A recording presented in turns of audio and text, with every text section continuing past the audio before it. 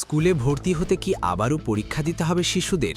বাংলাদেশে প্রাথমিক বিদ্যালয়ে ভর্তি পরীক্ষার পদ্ধতি আবার চালু করার আলোচনা শুরু হয়েছে।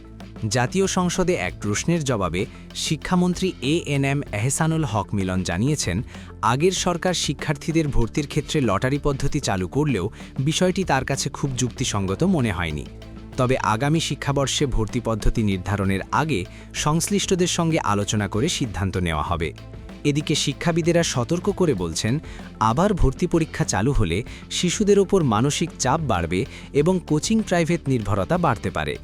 ঢাকা বিশ্ববিদ্যালয়ের অধ্যাপক কামরুল হাসান মামুন মনে করেন, প্রাথমিক পর্যায়ে ভর্তি পরীক্ষা মানেই কোচিং বাণিজ্যের প্রসার এবং শিশুদের ওপর অপ্রয়োজনীয় প্রতিযোগিতা তৈরি করা। অন্যদিকে মনজুর আহমেদ, ইমেরিটাস অধ্যাপক ব্র্যাক ইউনিভার্সিটি বলেন, বর্তমান পরিস্থিতিতে লটারি পদ্ধতি তুলনামূলকভাবে ভালো, তবে সেটি স্বচ্ছভাবে পরিচালনা করতে হবে।